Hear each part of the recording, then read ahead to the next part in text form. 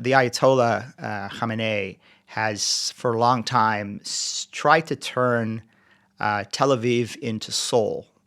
Now, what I mean by that is if you look in the Korean peninsula and you look at Seoul, Korea today, right? Seoul is like Tel Aviv. It's a vibrant, high-tech, dynamic capitalist economy.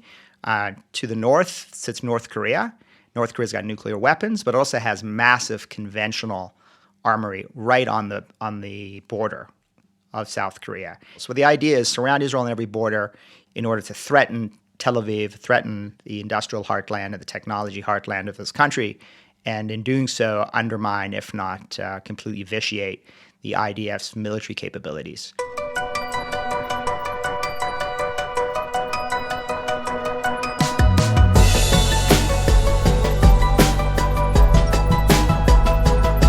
When I last sat down with today's guest, Iran expert Mark Dubowitz, here in Israel, Iran was on the back foot, under enormous pressure domestically, and increasingly a pariah state in the region and internationally.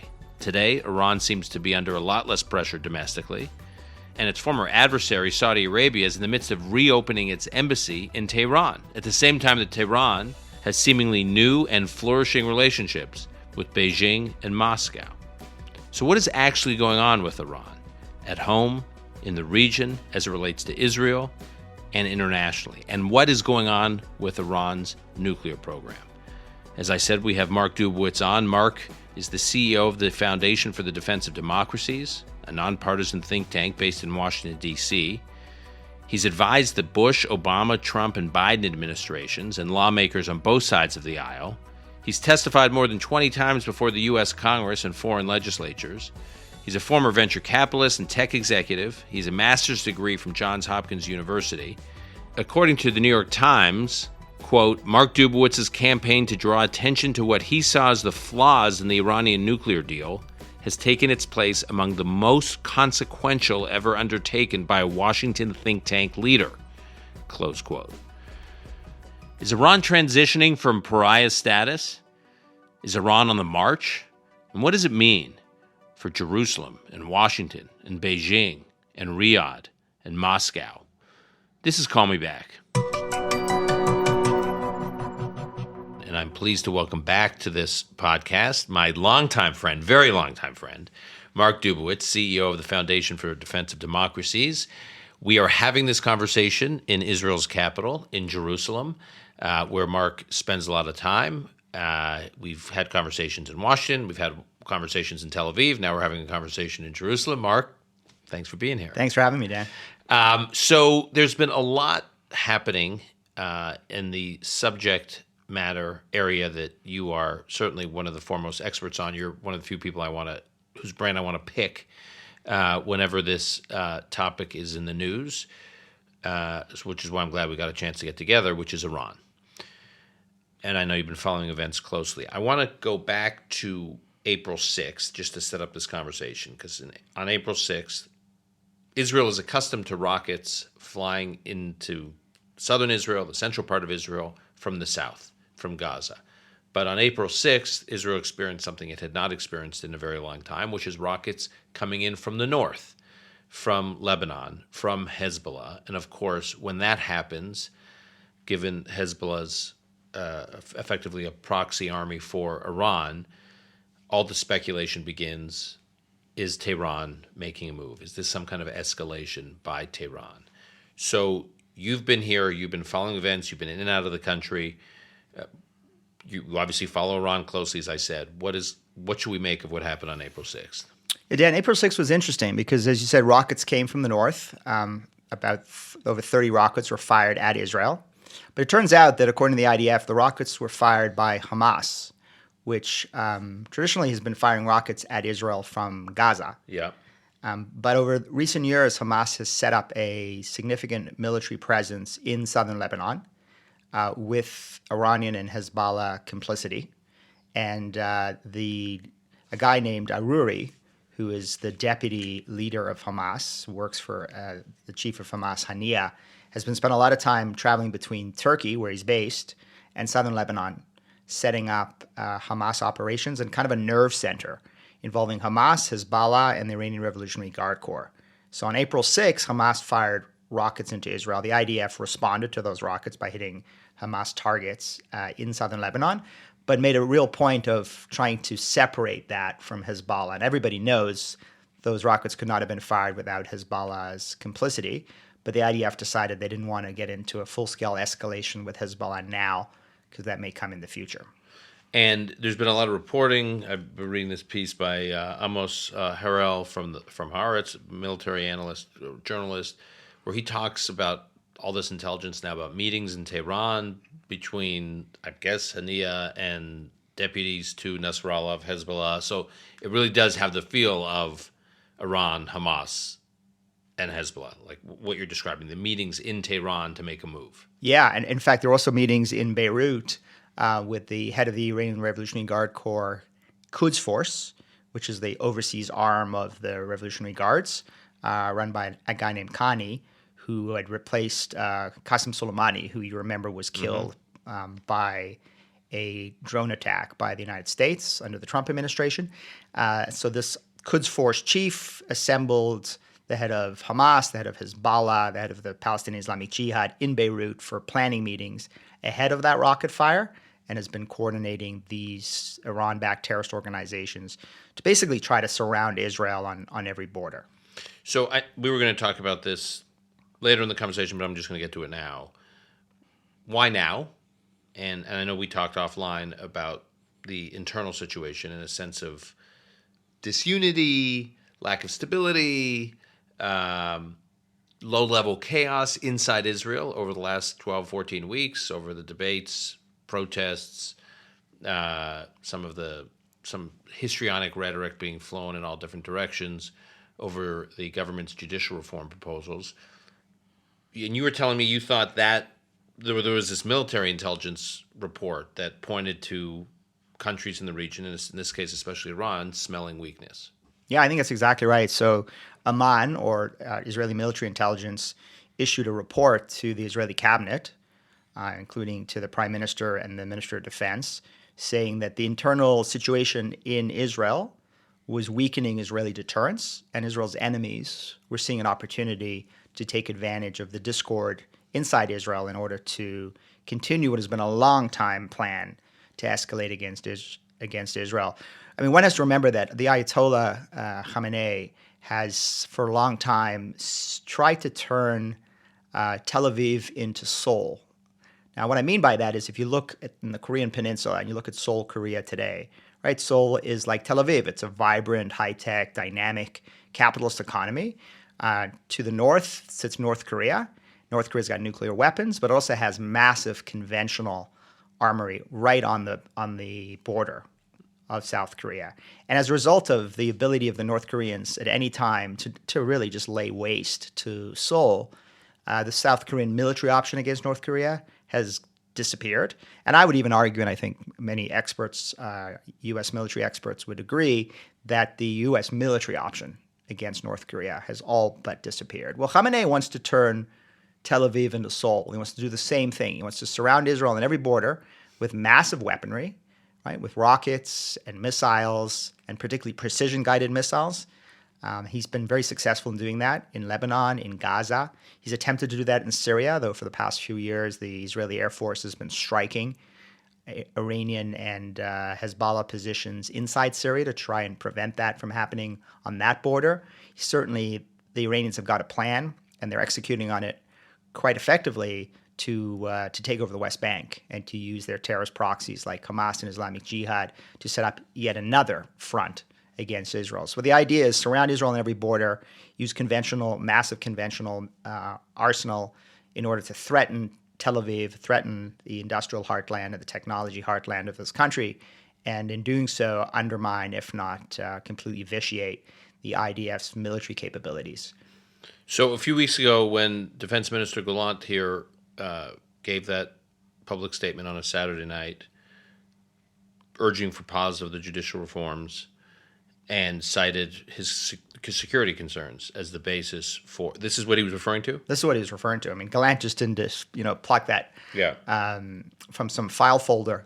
He had received a detailed briefing from Israeli military intelligence and from Mossad and other other experts within the Israeli security system, and he was expressing a genuine, deep, professional concern that what was happening internally within Israel had significantly undermined Israel's deterrence, and Israel's enemies, particularly Iran, were seeing an opportunity to really now escalate against the country.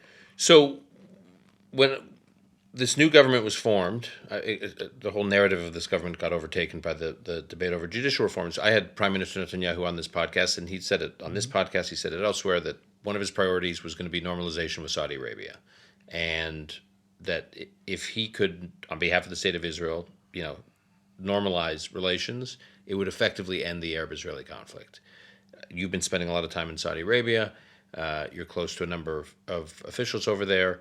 I think just a few days ago, within the last few days, Saudi Arabia has officially reopened its embassy in Tehran, which is sort of shocking for those of us who've been observing the trajectory of Sunni Gulf Iranian relations over the last number of years, and the idea that there's now embassies being reopened between those two countries. How shocked were you by this rapprochement between Saudi and Tehran? I mean, I guess Saudi and Iran. How shocked were you by just the reopening of diplomatic relations? And then I want to second question is, how surprised or worried are you by China's role in all of it? So we were aware that the Saudis and the Iranians had been speaking for a couple of years, and every time I was in Riyadh speaking to Saudi officials, I would ask them how the conversation's going with the Iranians, and they'd say, terribly, we're very far apart. I say, that's interesting. So any potential for a reconciliation? No way. We're way too far apart. So I was shocked when it did occur, and I was equally shocked that it took place under the auspices of the Chinese. And I think that is, as much as the White House has been trying to spin it as no big deal, nothing to see here, or, oh, actually this is a good thing because it de-escalates conflict in the Middle East. This is terrible for U.S. national security. I mean, it's clear that the U.S. has been signaling since the Obama administration a desire to get out of the Middle East. We're pivoting to Asia. We're pivoting out of the Middle East. Yeah. They say, I guess nature abhors a vacuum. Well, I guess Beijing adores a vacuum because Beijing has moved in a very pronounced way, first economically, but increasingly diplomatically and militarily, to try and replace the United States as the major domo of geopolitics of the Middle East. And this was a big win for the Chinese. So it's bad for the United States. It's bad for Israel. Well, let me just ask you, so you knew that there were conversations going on between the Saudis and the Iranians, but did the U.S. security establishment know that China was midwifing those conversations? Well, I didn't know. I've seen reports from the Biden administration, and there seems to be some disagreement with the administration about whether they knew or didn't know. Yeah. Sounds like the White House says they knew, but the CIA was sort of surprised to hear that the Chinese had been midwifing this. So who knows? But I think the important point is that the Chinese saw an opportunity. They see a absence of U.S. Interest and influence in the region. They saw a Biden administration that right from the time President Biden was campaigning for president, he called Mohammed bin Salman, the Crown Prince of Saudi Arabia, a pariah. And so for 2 years, you've had really, I would almost describe it as hostile relations between the Biden administration and MBS. By the way, not helped by Senate Democrats like Chris Murphy and Bernie Sanders and others who've piled on onto the Saudis. And listen, the Saudis deserve criticism for the human rights record, for the murder of Khashoggi. I mean, there's plenty to criticize, but they've been a long time U.S. strategic ally, and it was entirely predictable that if we decided to treat MBS as a pariah, he would look for great power cover from someone else. And that obviously would be the Chinese and the Russians as they've moved into the region. And is your sense that they view the Saudi-Chinese relationship as, we're going to actually pivot to it's their pivot to Asia, it's Saudi's pivot to Asia, they'll pivot to China, they'll pivot to Beijing, or we will deepen ties, or we'll warm up ties with China as a means to reengage disengaging the U.S. That the U.S. Washington will see us the warmth of ties with Beijing, and that will make Washington nervous, and then we'll bring Washington back to the Middle East. Yeah, I think it's the latter. I mean, I think Dan, you've successfully sold companies and included and successfully dated and married a wonderful woman. So you know this approach of looking for different suitors and playing one suitor against another in order to raise the price for what the company should be sold for, or what kind of woman you end up marrying. So I think MBS is playing exactly the same game, right? He is saying to the United States, look, there's going to be a price for continued U.S.-Saudi relations. There will be a price to be paid for Saudi-Israel normalization, and I'm going to raise the price. And by raising the price, I'm going to be moving towards the Chinese because I have an alternative suitor. China today is the largest foreign investor in Saudi Arabia. It's the largest customer for Saudi Aramco's oil. And so economically, the two countries have gotten closer and closer together. And as MBS is transforming that country in furtherance of his, quote, Vision 2030, he's looked to Asia and he's looked to China in particular to help fund that expansion. But geopolitically, it was clearly I think it was real malpractice on the part of the Biden administration and senior Senate Democrats to sort of throw away a relationship that in the era of great power competition is a vital relationship that we keep. And do you think the Saudis realize that ultimately China's not the solution in terms of a long-term relationship? They want Washington. They just want, to your point, they want Washington to pay for the relationship, but ultimately they want Washington. I think emotionally they want Washington. When you talk to Saudis, I mean, they'll make a point of saying, their kids went to college in America, they own a second home in America. If anybody in their family gets sick, they're sending them to, Johns Hopkins. Right. No one's sending them to hospital in Beijing or college in Beijing, or they're not buying second homes in Shanghai. So I think on an emotional level, the Saudis feel a strong connection to the United States, and that's obviously been informed by a very strong relationship in the post-World War II period. But they're also hardcore realists. And if they see the United States on a bipartisan basis, really from Obama to Trump to Biden, there's been continuity. Of disengagement from the region. From the region, then they're going to look for a great power alternative. And really China is the only game in town. Now talk to me about where Syria fits into all of this. So Saudi is also, they're not just Saudi, the Arab League. I mean, Syria, it looks like, is on path to re-enter the Arab League after being banished from it because of the atrocious human rights record domestically in Syria, the civil war, use of chemical weapons in Syria, now going back, 8-9 years? So what's Saudi doing in Syria? Well, the Saudis are bringing Assad in from the cold. And again, as you pointed out, it's not just the Saudis doing that, but the entire Arab League, with a few exceptions, wants to welcome the Assad regime back into the Arab League and try to peel Assad away from the Iranians. I mean, that's kind of the play. The idea is that the Iranians have their claws on Assad right now. With the Russians prevented Assad and the regime from falling. They were complicit in Assad's horrendous crackdown during the Syrian civil war. And the Iranians, to a great extent, both economically, politically, militarily, have entrenched themselves in Syria. And so I think these are Gulf states in particular taking the lead, trying to peel away Assad from the Iranians. I personally think it's going to end in tears for the Gulf. I don't see that happening. I don't think Assad is stupid enough to throw his lot in with the Gulf and stiff the Iranians who were behind him the whole time.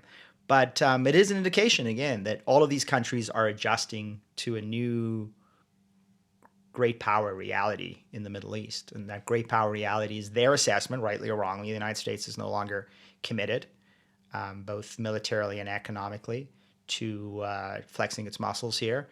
And that the Chinese are, the Russians are, and they also have to make new accommodations for this reality. And that's certainly behind the Saudi-Iranian reconciliation deal, and it's behind the Saudi Syrian reconciliation deal. But one must remember that the early indicator of all this were not Saudi actions; they were Emirati actions. The Emiratis have been doing this for quite some time. So they had embassy. They had embassy in Tehran. Tehran had an embassy in the UAE.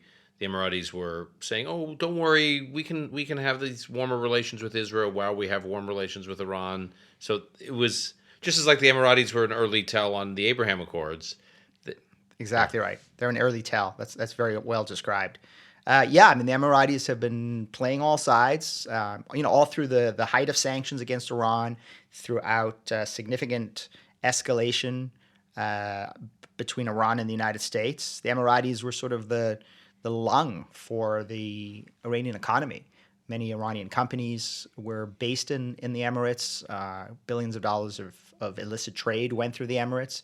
So while the Emirates have been a very strong U.S. ally and became a strong Israeli ally, they continued flirting with Tehran all through this. And they were early to the bring Assad in from the cold. We're now seeing increasing with other Arab countries. So always watch the Emiratis. They're, as you say, an early tell. And do you, Rich Goldberg, your colleague from FDD, was on this podcast a few weeks ago when he made the point about, I had him on just after Iran Saudi news was announced, and he says, yes, it's a worrying sign, but keep in mind, it could easily fall apart. There's a long history of tension between Iran and Saudi, and the idea that this is some massive inflection point remains to be seen. That in fact there are long simmering tensions that aren't going to go away overnight, and the reality of those tensions could easily overtake any détente moment that we seem to be experiencing right now. Yeah, Rich is exactly right,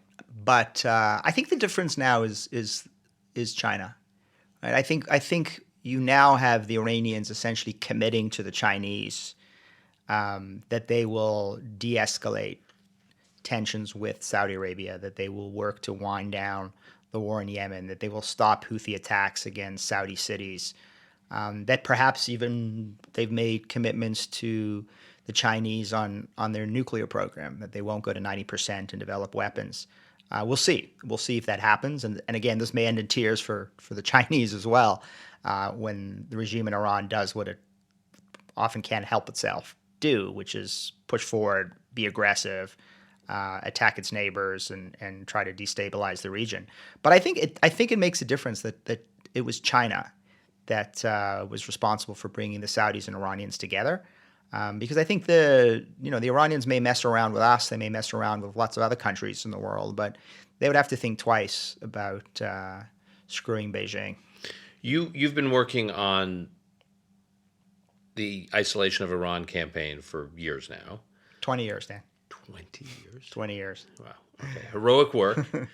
And one area that you were particularly focused on is making it very difficult for Iran to import weapons of any kind, defensive, offensive capabilities.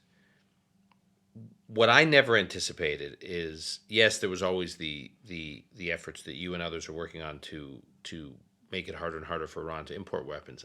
What I never really anticipated is Iran being a major exporter of weapons. And what we're seeing now is Iran exporting these drones to Russia, which is fighting a war that matters a lot to America.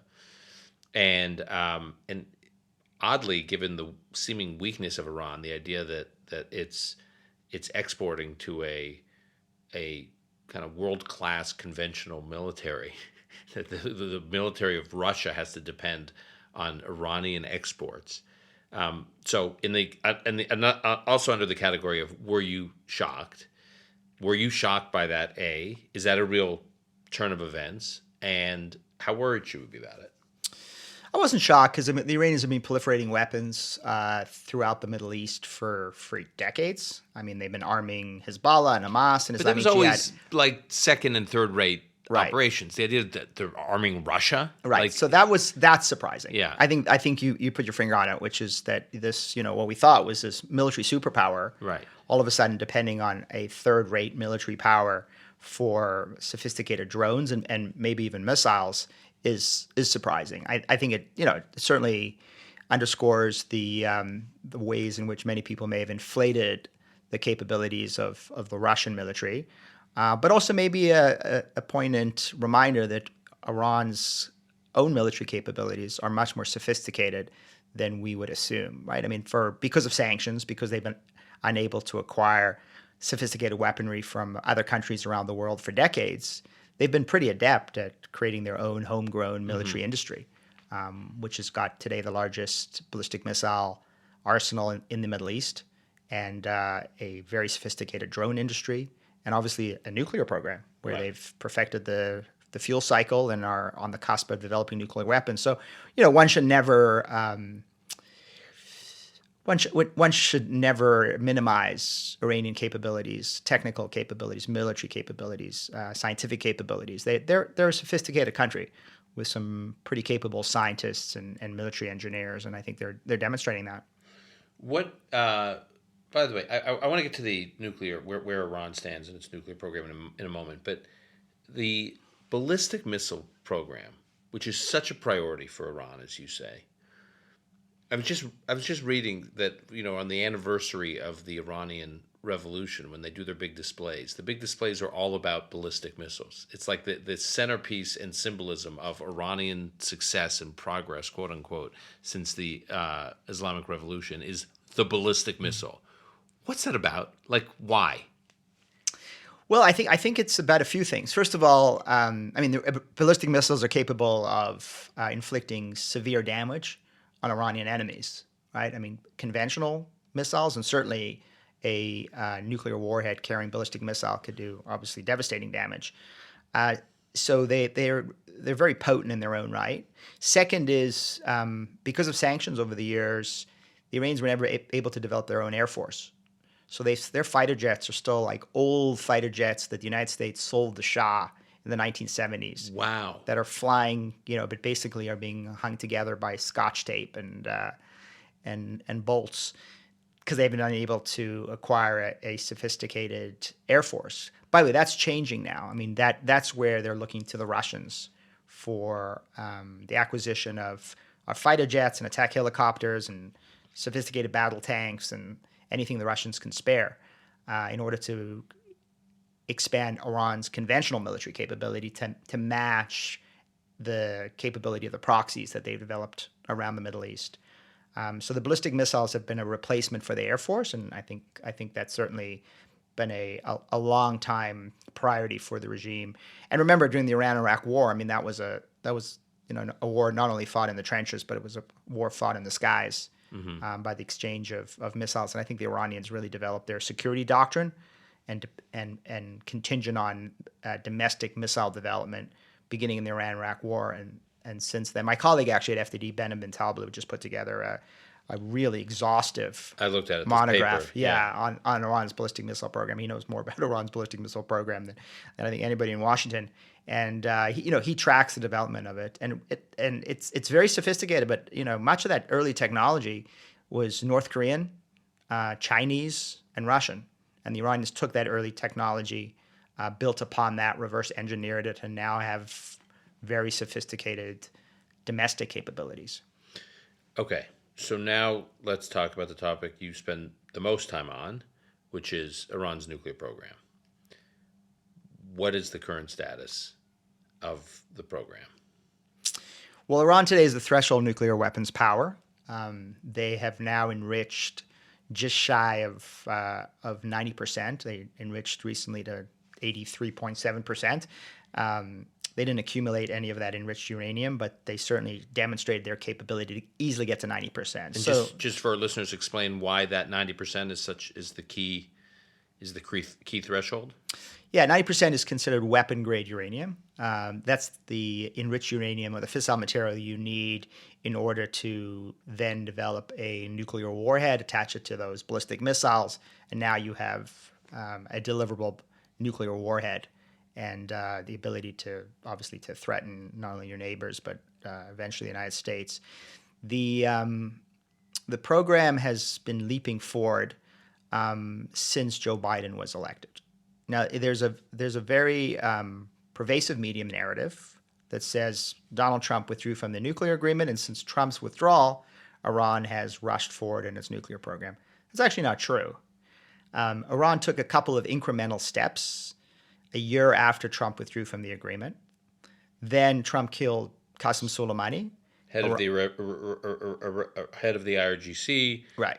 The most important architect of violent chaos in the region on behalf of Iran. Right. He was the commander of the IRGC Quds Force, Iran's most competent and lethal battlefield commander, and as you say, the architect of Iran's entire regional strategy with Hezbollah and Hamas and Iraqi Shiite militias and using these proxies very effectively against Iran's enemies.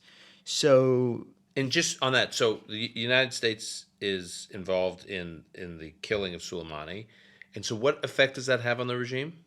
It shakes the regime to its foundations. I mean, at that point, the regime is not clear whether that's it or whether Trump is going to go forward and use American military power to take out Iran's nuclear facilities or even take out the regime itself. So they stopped their nuclear advances for many, many months.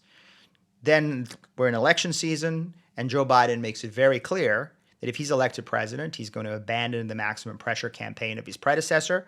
He's going to move from maximum pressure to maximum concessions or maximum deference, and he's going to take the United States back into the JCPOA. From the time of the election, when Iran knows that Joe Biden's going to be president of the United States, they begin to expand their program significantly. They go to 20% enriched uranium. They go to 60% enriched uranium. They produce uranium metal, which is a foundational element for a nuclear warhead. They begin installing thousands of advanced centrifuges at their enrichment facilities in Fordow and in Natanz. And they massively escalate their program, and they accumulate fissile material, and they bring breakout time, the amount of time it takes to develop one bomb's worth of weapons-grade uranium.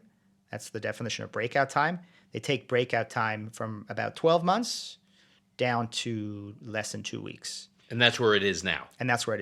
And most of that expansion occurred since Joe Biden's election. So convenient media narrative, this was Trump withdrawing from the agreement. The reality is when you plot the timeline, political timeline against the nuclear timeline, as we have at FDD, we did an extensive report on this, you see it very, very clearly that Iran responds to American weakness or perception of American weakness by massively escalating its program. But when it senses American steel, right, in the form of killing of Soleimani or the flexing of American military muscle, it backs down.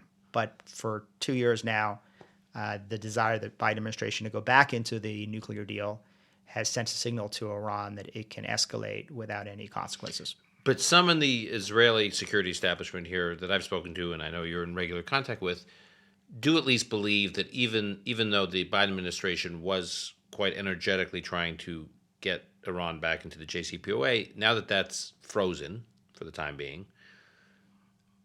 the Biden administration is very frustrated, not only with the fact that that's frozen and they realize it's frozen, and there's nothing they can really do about it, but they're also, as I said earlier, very concerned about Iran's role in the Russia-Ukraine war.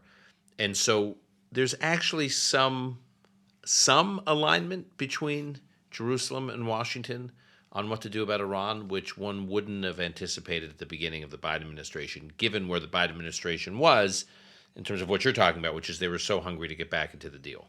Yeah, I think that's right. I mean, I think the gap between Washington and Jerusalem has narrowed significantly in 2 years, as you pointed out, because of the dawning reality in Washington that the Iranians are not interested in going back to the JCPOA. And they're on the wrong side of this other conflict that Correct. America cares a lot about. Correct. America cares about it, and Europe cares about it. Right. I mean, you see the Europeans finally energetic about Iranian aggression and escalation for really the first time in a long time. People like Macron, I mean, leaders you would have never imagined are taking a harder line on Iran. Right. I mean, now that the Iranians are helping Putin kill Ukrainians instead of just Israelis, the Europeans have woken up to the dangers of Iran.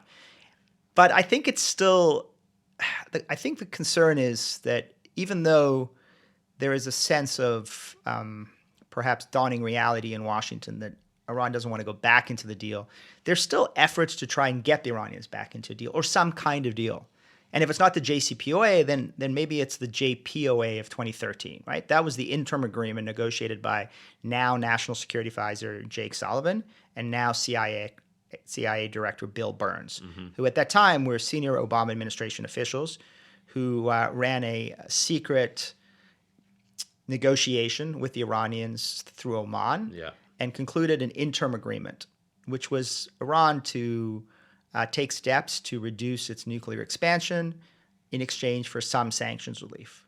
Now, I think Jake always believed that was a better deal than the 2015 deal that John Kerry and Wendy Sherman negotiated. And I think that's the deal Jake would like to go back to. In fact, I think that was the deal that he tried to convince Biden to pursue when Biden took office. But I think Biden was at that time convinced by Blinken and others that they should go back into the JCPOA because that was the agreement that Obama negotiated and that was the agreement Trump withdrew from. I think Jake and others in the White House are still trying to pursue this interim agreement. They call it less for less or freeze for freeze.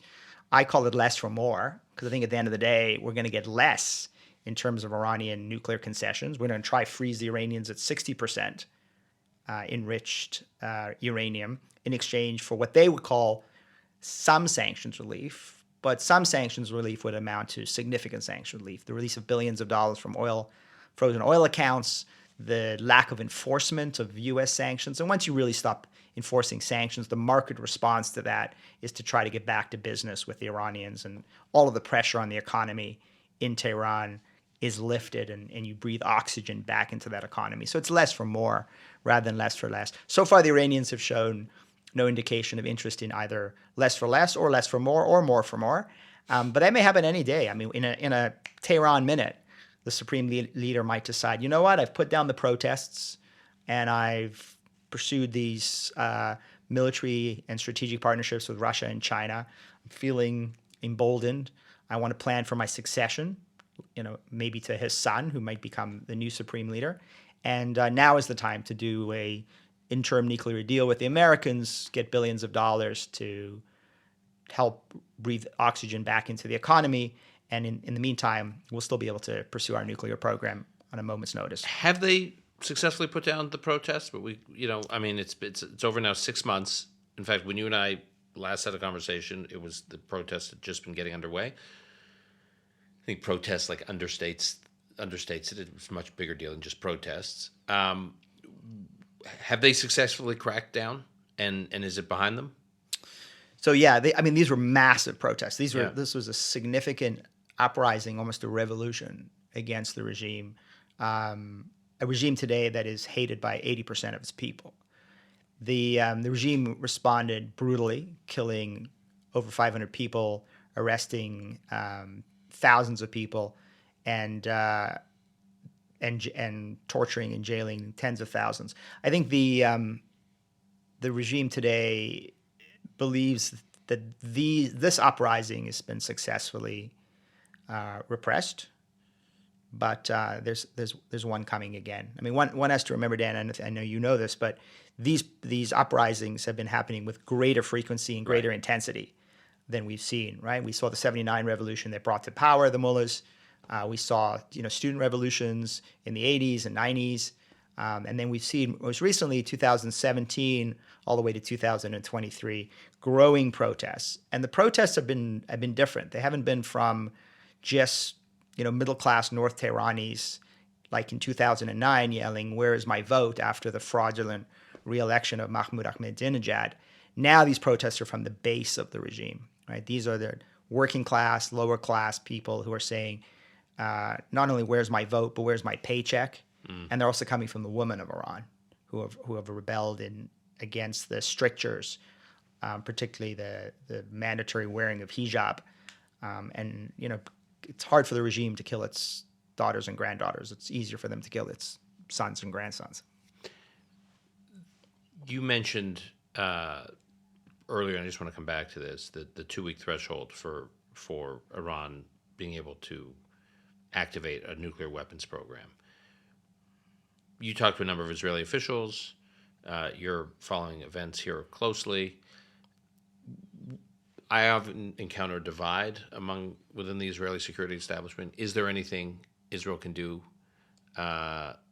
to prevent or to expand the 2-week period to some much longer period before you get to threshold? before you get to an active program. What's your sense of things? Do you think there could be military action from Israel anytime in the near to medium future, or should there's another strong school of thought within the Israeli security establishment, which is Israel's just going to have to learn to live with an Iranian nuclear program because we've missed the moment. So the Israeli and American security establishment distinguishes between breakout time, which is the amount of time it takes to develop one bomb's worth of weapons-grade uranium, which today is 2 weeks, and the development of a deployable nuclear weapon, i.e. a nuclear warhead that can then be affixed to a ballistic missile. With respect to a nuclear warhead, the assessment by Mossad and Amman, military intelligence here, is that the Iranians have not yet made the decision to develop a warhead. So the Supreme Leader Khamenei has not yet instructed his weapons scientists to now go and develop an active warhead. And that's a position that the U.S. intelligence services supports. Once he's made that decision, it will take 18 to 24 months to develop that warhead. So the assessment is they have more time. Certainly. So when we hear this 2 weeks, 2 weeks, 2 weeks, it's not really 2 weeks. It's 2 weeks to a period that then is.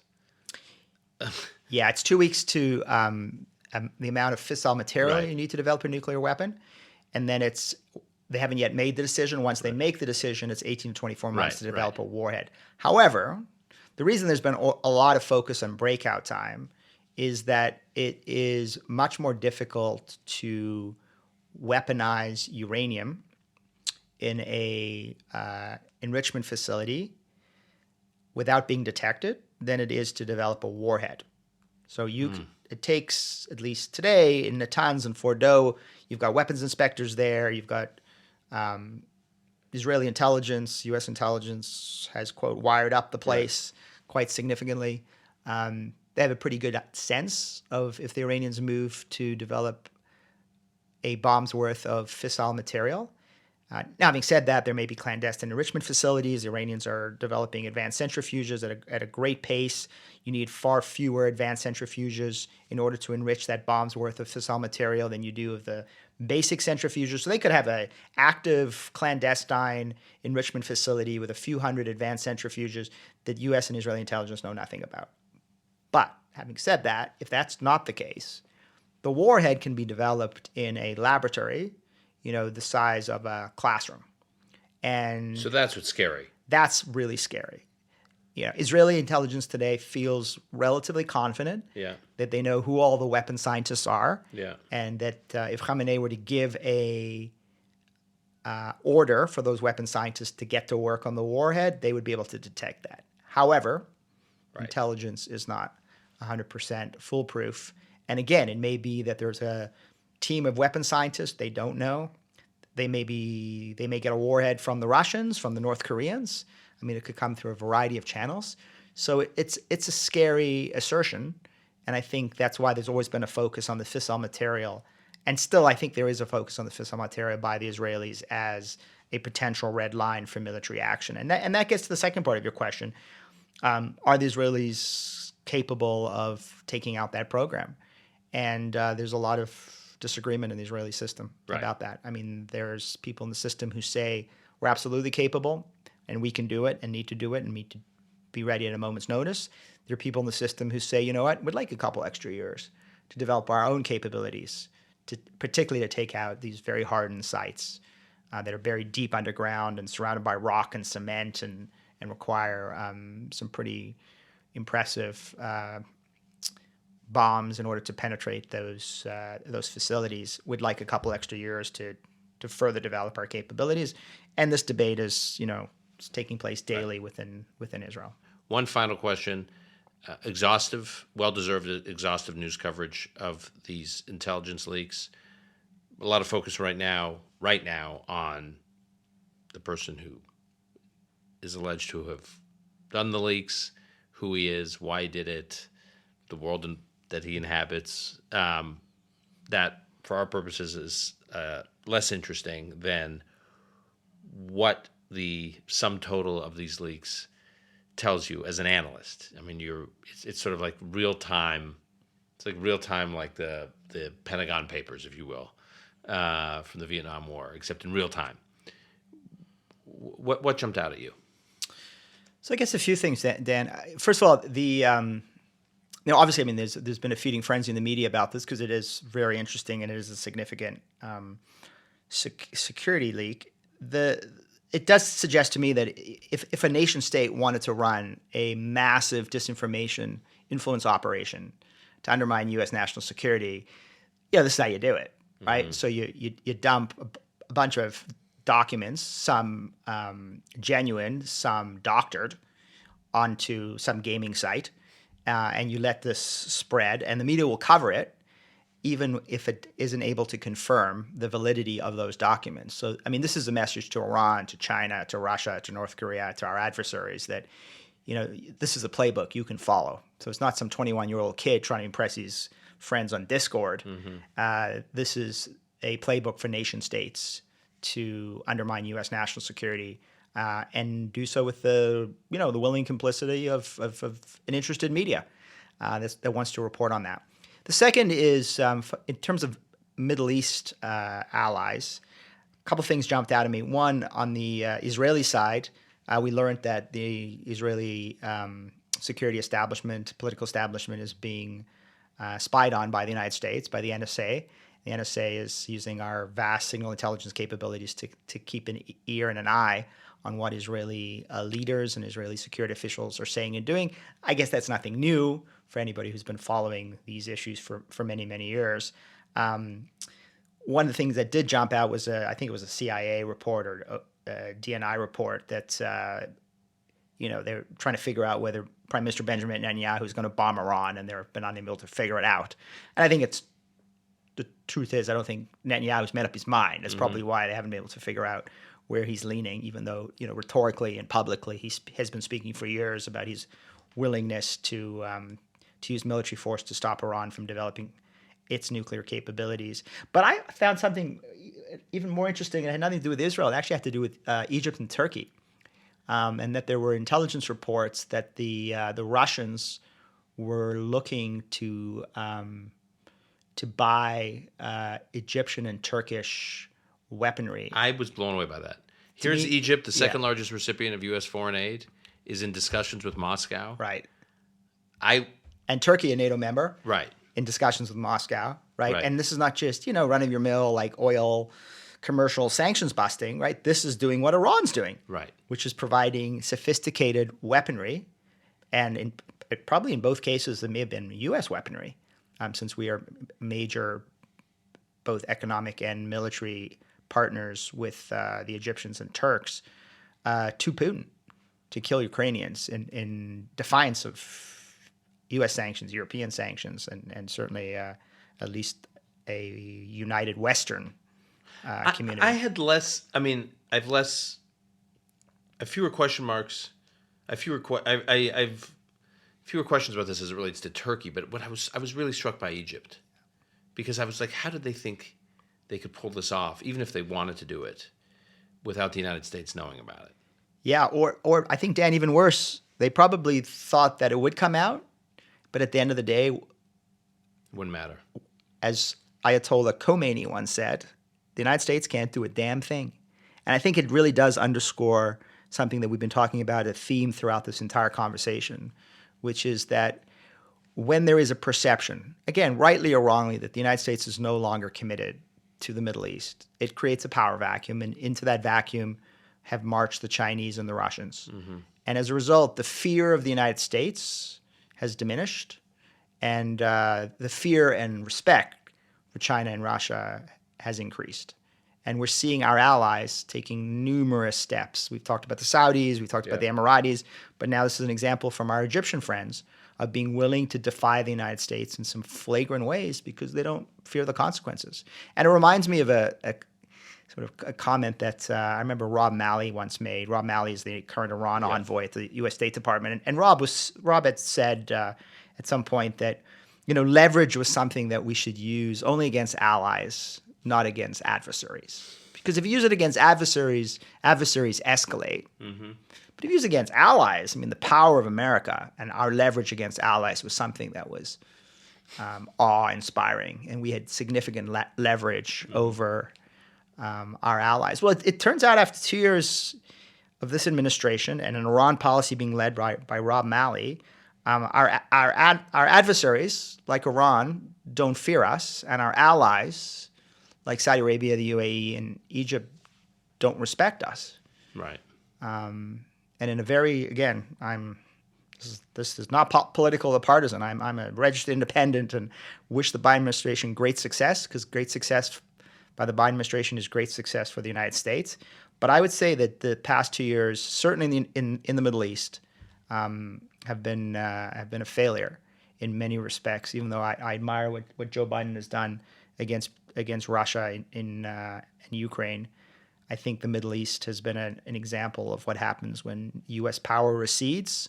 And in this era of great power competition, we're now seeing what a world dominated by China with its junior partner Russia could look like. All right, Mark.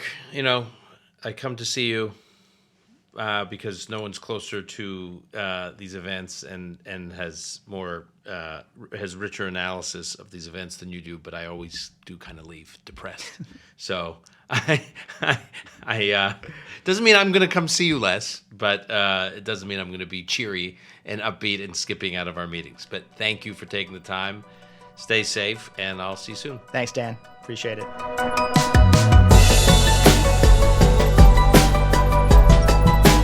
That's our show for today. To keep up with Mark Dubowitz's work, you can follow him on Twitter at @mdubowitz. That's MDUBOWITZ. You can also follow the work of the Foundation for Defense of Democracies at fdd.org or at FDD on Twitter. Call Me Back is produced by Alon Benatar. Until next time, I'm your host, Dan Senor.